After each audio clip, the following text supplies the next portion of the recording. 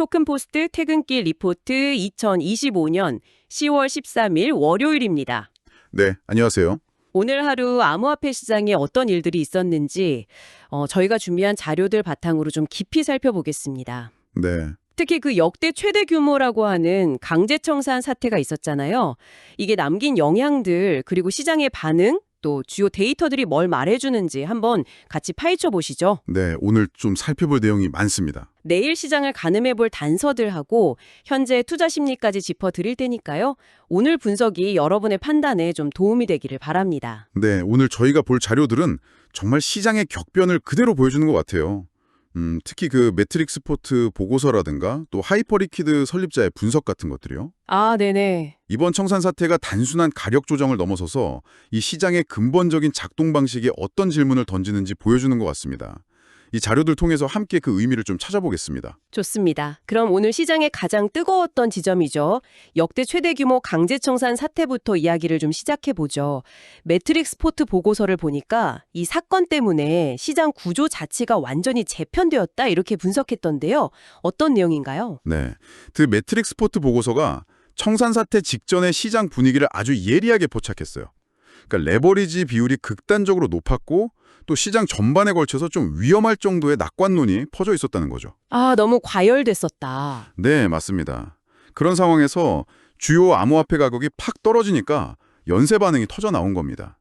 특히 그 탈중앙화 거래소, DX라고 하죠. 네네. 거기서 자동화된 강제 청산 주문이 막 꼬리에 꼬리를 물고 발생을 했고요.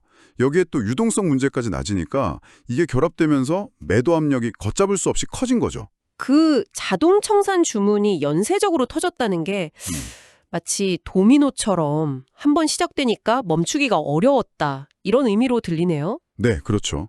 이게 단순히 DX의 기술적인 한계였을까요? 아니면 그 이전에 너무 과도한 레버리지를 쓴 시장 참여자들의 리스크 관리 실패. 이게 더 본질적인 문제였을까요? 보고서는 어떻게 보고 있습니까? 아, 좋은 질문이십니다. 보고서는 사실 양쪽 측면을 다 지적하고 있어요. 그러니까 DX의 낮은 유동성 때문에 자동 청산 주문들이 제대로 처리되지 못하고 오히려 가격 하락을 더 부추긴 면도 분명히 있지만요. 네. 근본적으로는 그 과도하게 쌓여있던 레버리지 포지션 자체가 문제의 시작이었다. 이렇게 분석합니다. 결국 레버리지가 문제였다. 네, 결국 이번 사태로 시장의 거품, 그러니까 과도한 레버리지가 상당 부분 제거되었다는 거죠. 이 과정에서 살아남아서 수익을 본 트레이더는 정말 극소수였다고 하고요. 아, 다만 보고서는 변동성이 좀 잦아들면서 새로운 롱 포지션 구축 기회가 생길 수도 있다. 이런 가능성도 조심스럽게 언급은 합니다.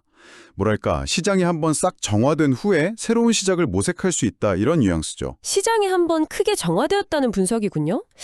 그런데 이 청산 규모를 집계한 데이터 자체에 대해서도 논란이 좀 있다고요.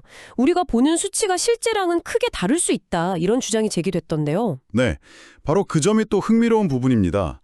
그 하이퍼 리퀴드, HYP라고 하죠. 설립자 제프가 이 문제를 정면으로 지적했어요. 네. 바이낸스 같은 중앙화 거래소 CAX가 발표하는 강제 청산 규모 데이터가 실제 발생한 규모보다 터무니없이 작게 보고되고 있을 수 있다는 주장입니다.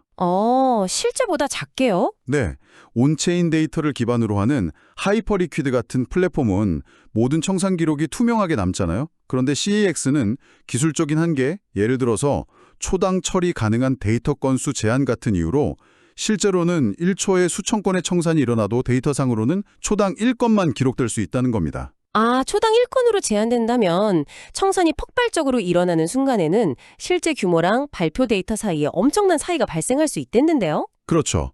이게 투자자 입장에서 보면 우리가 보는 데이터가 실제 시장 상황을 제대로 반영하지 못할 수도 있다는 뜻이잖아요. 바로 그 점입니다. 제프는 실제 강제 청산 규모가 발표된 것보다 최대 100배 이상 축소되었을 가능성까지 언급했습니다. 이건 정말 큰 차이죠. 100배요? 와. 네, 실제로 코인글래스 같은 데이터 플랫폼에서 바이낸스의 청산 데이터가 초당 1건으로 제한된다는 문제는 이전부터 커뮤니티에서도 계속 지적되어 온 사안이거든요. 아, 이미 알려진 문제였군요. 네, 여기서 얻을 수 있는 중요한 시사점은 이겁니다. 중앙화 거래소가 제공하는 데이터, 특히 시장 스트레스 상황에서의 데이터는 실제 상황의 극히 일부만을 보여줄 수 있다는 점. 그래서 이를 기반으로 한 리스크 평가는 왜곡될 수 있다는 점입니다.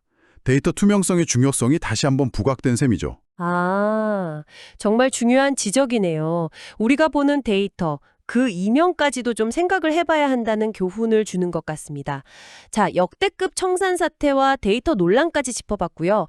그럼 이외에 오늘 주목할 만한 했던 다른 소식들도 좀 빠르게 살펴보겠습니다. 무기한 선물 펀딩 비율이 2022년 이후 최저 수준까지 떨어졌다. 이 소식은 뭔가요? 네, 글래스노드 분석 결과인데요. 펀딩 비율이 이렇게 낮다는 건 많은 트레이더들이 추가 하락을 예상하고 숏 포지션에 베팅하고 있다는 아주 명확한 신호입니다. 다들 하락을 보고 있다. 네, 그런데 시장은 또 종종 반대로 움직이잖아요.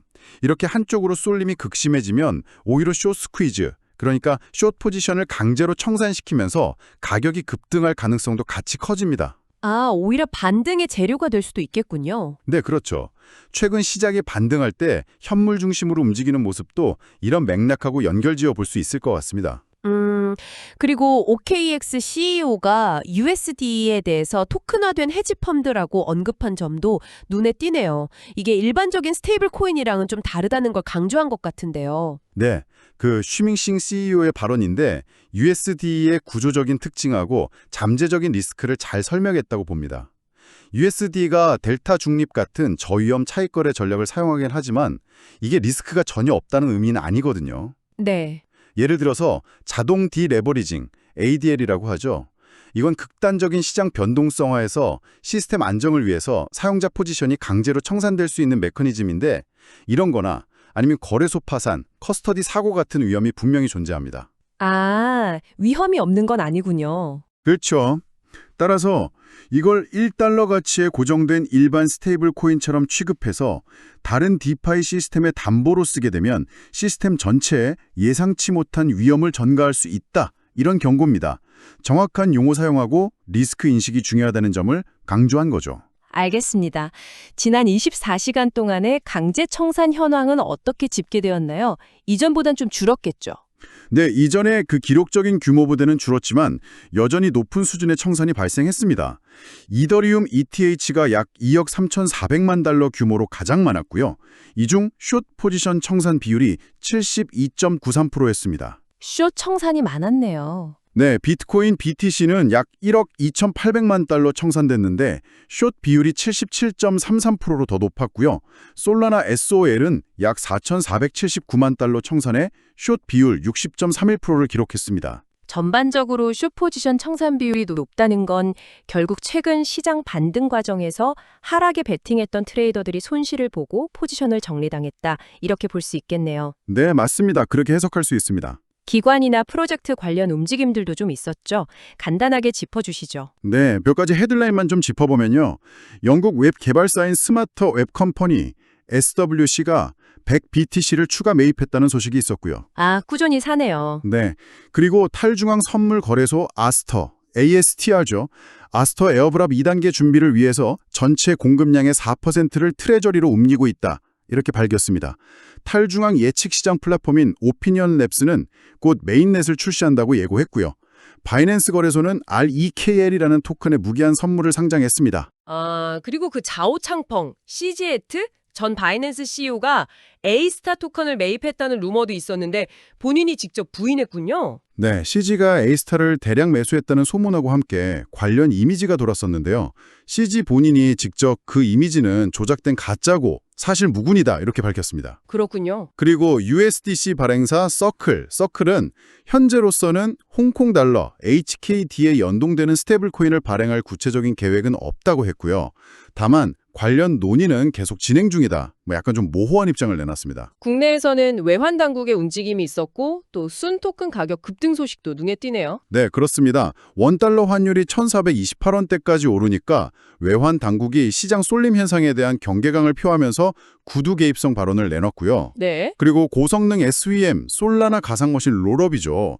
이건 이더리움 같은 기존 블록체인의 처리 속도나 용량을 개선하기 위한 기술 중 하나인데 이 프로젝트엔 순의 토큰 가격이 0.9달러를 넘었습니다. 넘어서면서 사상 최고가를 경신했습니다. 오, 많이 올랐네요. 네, 최근 일주일간 86%나 상승했다고 하니까요. 프로젝트에 대한 기대감이 가격에 반영되고 있는 모습입니다. 마지막으로 비트코인 기술적 분석 관련 내용도 있었죠? 이건 좀 우려 섞인 전망이던데요. 네, 코인데스크의 분석인데요. 비트코인이 2017년하고 2021년의 역사적 고점을 연결한 장기 추세선이 있습니다. 이걸 돌파하려는 시도를 최근 3번이나 했는데 모두 실패했다는 점에 주목했어요. 3번이나요? 네. 이게 단순한 우연이 아니라 이 추세선이 이번 상승 사이클에 강력한 저항선으로 작용하고 있을 수 있다. 이런 분석입니다. 월봉 MACD 같은 장기 지표들도 상승 동력이 좀 약화되고 있음을 시사하고 있어서 만약 주요 지지선인 200일 이동 평균선, 대략 11만 7천 달러 정도 됩니다. 이게 무너지면 10만 달러 아래로 추가 하락할 위험도 있다. 이렇게 경고했습니다. 반대로 단기 저항선인 12만 1,800달러를 확실히 뚫어줘야만 본격적인 상승 추세로 돌아섰다고 판단할 수 있다는 입장입니다. 알겠습니다. 정말 다양한 사건과 분석들이 쏟아진 하루였네요. 자, 그럼 이런 소식들 속에서 실제 시장은 어떻게 반응했는지 구체적인 데이터를 통해서 확인해 보겠습니다. 전반적으로는 상승 마감했죠. 네, 맞습니다. 10월 13일 오후 4시 10분 기준으로 보면요. 암호화폐 전체 시가총액은 약 3조 9,200억 달러, 우리 돈으로 하면 대략 한 5,594조 원 규모를 기록했습니다. 전날 대비 상승한 수치입니다. 네. 여기서 특히 좀 주목해야 할 부분은 지난 24시간 동안의 총 거래량인데요. 약 2,639억 달러, 우리 돈으로 약 376조 원에 달합니다. 거래량이 상당하네요. 네, 이렇게 높은 거래량이 유지되고 있다는 건 최근의 큰 변동성이나 청산 사태에도 불구하고 시장 참여자들의 활동이 여전히 활발하고 유동성도 풍부하다는 것을 의미합니다. 시장의 기초 체력은 아직 좀 견고하다. 이렇게 해석할 수 있겠죠? 시장의 에너지는 여전하다는 신호군요. 그럼 대장주인 비트코인 가격 움직임부터 좀 자세히 볼까요? 네, 비트코인은 24시간 전하고 비교해서 3.20% 상승하면서 11만 5,369.12달러, 약 1억 6,471만 원 선에서 거래됐습니다. 반등에는 성공했지만 좀 흥미로운 점은 시장 점유율, 즉 비트코인 도미넌스입니다. 아, 도미너스요? 네, 58.65%를 기록하면서 전일 대비 1.03%포인트 하락했습니다. 전체 시장 파이는 커졌는데 비트코인이 차지하는 비중은 오히려 줄어든 거죠. 오, 비트코인 점유율은 줄었는데 반대로 이더리움은 훨씬 큰 폭으로 오르고 점유율도 늘었네요. 이건 어떻게 해석해야 할까요? 정확히 보셨습니다. 이더리움은 무려 8.8% 급등하면서 4,173.82달러, 약 595만 원을 기록했고요. 시장 점유율 역시 12.86%로 0.46%포인트 상승했습니다. 와, 이더리움이 강했네요. 네, 이건 오늘 시장에서 비트코인보다 이더리움이 상대적으로 훨씬 강한 모습을 보였다는 명백한 증거입니다. 비트코인과의 점유율 격차도 좁혀졌죠. 이것은 투자자들의 자금 일부가 비트코인에서 이더리움을 포함한 주요 알트코인으로 이동하고 있음을 시사하는 어쩌면 중요한 변화일 수도 있습니다. 자금이 알트코인으로 이동하는 신호일 수 있다. 그렇다면 다른 주요 알트코인들도 흐름이 좋았겠네요. 리플 XRP는 어땠습니까? 네, XRP 역시 눈에 띄는 상승세를 보였습니다. 8.91% 상승했는데요. 시가총액 상위 코인들 중에서도 상당히 높은 상승률을 기록하면서 시장의 긍정적인 분위기를 좀 반영했습니다. 솔라나도 마찬가지였죠. 아까 숏포지션 청산 소식도 있었고요. 네, 솔라나도 8.05% 상승했습니다. 앞서 말씀드렸듯이 지난 24시간 동안 약 4,479만 달러 규모의 숏 포지션이 청산되었는데 이런 숏 스퀴즈 압력도 상승에 일부 영향을 미쳤을 수 있습니다. 여전히 변동성은 크지만 상승 흐름을 이어가려는 모습입니다. 그 외에 다른 알트코인들도 쭉 살펴보면 전반적으로 아주 강한 반등세였군요. 그렇습니다. BNB는 무려 14.70%라는 놀라운 상승률을 기록했고요. 와, 14%요? 네, 도지코인은 10.33%, 카르다노 ADA 역시 9.67% 상승하는 등 대부분의 주요 알트코인이 두 자릿수 또는 그에 준하는 강한 반등을 보여주었습니다. 시장 전반적으로 투심이 좀 얼어붙었던 상태에서 다소 회복되는 기미를 보인 하루였습니다. 기관 투자자들의 움직임이나 파생상품 시장 데이터에선 어떤 특징이 있었나요? 기관 쪽 움직임은 앞서 언급된 영국 SWC의 100BTC 추가 매입처럼 특정 기업들의 꾸준한 비트코인 매집 활동은 계속 관찰되고 있고요. 하지만 오늘 데이터에서 더 눈에 띄는 부분은 파생상품 시장입니다. 지난 24시간 동안 파생상품 거래량이 약 2조 4,240억 달러로 전일 대비 무려 37.49%나 급증했습니다.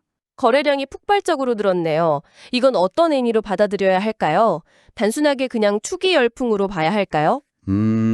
단순 투기라고 단정하기는 좀 어렵고요. 두 가지 심리가 복합적으로 작용한 결과로 해석하는 것이 좀 적절해 보입니다. 첫째는 시장 반등에 대한 기대로 레버리지를 활용한 적극적인 포지션 구축이 늘어났을 가능성. 네. 둘째는 여전히 높은 변동성에 대비하기 위한 해칭, 그러니까 위험 회피 수요가 크게 증가했을 가능성입니다. 특히 최근에 대규모 청산 사태를 직접 겪으면서 가격 변동성 관리에 대한 필요성이 더욱 커졌을 테니까요. 아, 그렇죠. 즉, 시장의 활발함 속에는 상승 기대감과 하락 경계심이 동시에 아주 강하게 나타나고 있다. 이렇게 볼 수 있습니다. 시장의 긴장감이 여전히 높다는 방증이죠. 기대와 경계가 공존하는 아주 역동적인 시장 상황이군요. 오늘 시장 상황에 대한 깊이 있는 분석 감사합니다.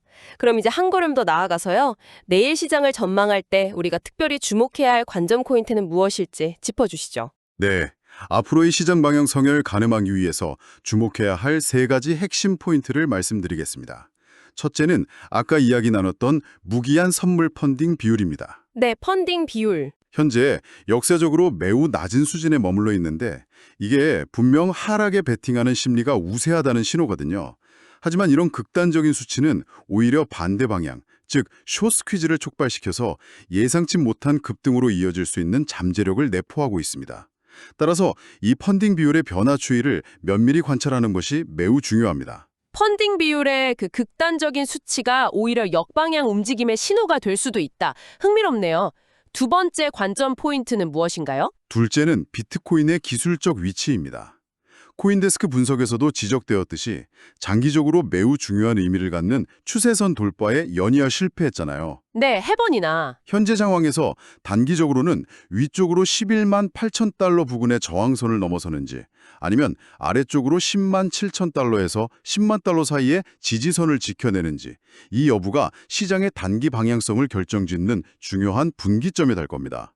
이 가격대에서의 공방을 좀 예의주시해야 합니다. 비트코인의 중요한 가격 레벨에서의 움직임. 네, 마지막 세 번째 포인트는 오늘 강세를 보였던 알트코인과 관련이 있겠군요. 맞습니다. 셋째는 이더리움 및 주요 알트코인의 상대적 강세가 지속될 것인가 하는 점입니다. 오늘 이더리움이 비트코인보다 훨씬 강한 모습을 보이면서 시장 점유율을 끌어올렸는데 이게 단순히 기술적 반등에 그칠지 아니면 시장의 자금이 본격적으로 알트코인으로 흘러들어가는 신호탄이 될지 지켜봐야 합니다. 네. 특히 ETH, BTC 가격 비율의 추세 변화가 중요한 단서가 될 수 있습니다. 만약 이 강세가 이어진다면 소위 알트 시즌에 대한 기대감이 다시 커질 수도 있겠죠. 그렇군요. 펀딩 비율의 변화, 비트코인의 주요 기술적 구간, 그리고 알트코인 강세의 지속 여부. 이 세 가지가 내일 시장을 보는 핵심 키워드가 되겠네요. 자, 그렇다면 이런 상황들을 종합해 볼 때 현재 시장 참여자들의 투자 심리는 어떻게 요약할 수 있을까요? 꽤 혼란스러울 것 같은데요? 네, 아주 복합적인 심리 상태다. 이렇게 표현하는 것이 가장 정확할 것 같습니다. 한마디로 딱 정의하기 어렵죠. 우선 얼마 전에 겪었던 그 기록적인 강제 청산 사태의 충격, 그리고 그로 인한 경계심이 시장 참여자들 사이에 여전히 좀 짙게 남아 있습니다. 네, 트라우마 같은 거겠죠? 그렇죠. 낮은 펀딩 비율이나 비트코인의 기술적 불안정성 같은 데이터들이 이걸 뒷받침하고요. 하지만 동시에 오늘 보여준 시장의 반등, 특히 높은 거래량을 동반하면서 현물 중심으로 나타난 회복세는 바닥을 다지고 저점 매수에 나서려는 조심스러운 낙관론, 그리고 기회를 포착하려는 심리 또한 분명히 존재함을 보여줍니다. 충격의 여진 속에서도 바닥을 찾고 또 반등을 기대하는 심리가 공존하는군요. 그렇습니다. 여기에 더해서 파생상품 시장에서의 높은 거래량은 여전히 높은 변동성을 활용해서 단기적인 수익을 얻으려는 적극적인 트레이딩 심리가 건재하다는 것을 보여줍니다. 이 모든 것을 종합해보면 현재 시장 심리는 대규모 청산 사태의 후유증 속에서 조심스럽게 회복을 기대하는 상태, 이 정도로 요약할 수 있겠습니다. 아직은 불안감과 기대감이 팽팽하게 줄다르기를 하는 그런 국면이라고 할 수 있겠네요. 추가적으로 투자 심리에 영향을 줄 거는 다른 변수는 없을까요? 네, 오늘 있었던 한국 외환당국의 구독이익 같은 거시경제적 변수나 지정학적 이슈들도 간과할 수는 없습니다. 암호화폐 시장에 직접적인 영향을 미치는 정도는 제한적일 수 있지만 투자자들의 전반적인 위험 선호 심리에 미묘한 영향을 줄 수 있기 때문에 항상 함께 고려하는 것이 좋습니다. 네, 맞습니다. 특히 원화마켓을 주로 이용하시는 국내 투자자분들께는 환율 변동성이 좀 더 민감하게 다가올 수 있겠죠. 오늘 저희가 준비한 내용은 여기까지입니다. 역대급 청산 사태 나는 큰 파도를 겪은 후 시장이 어떻게 균형점을 찾아가고 있는지 다양한 데이터와 분석을 통해 살펴보았습니다.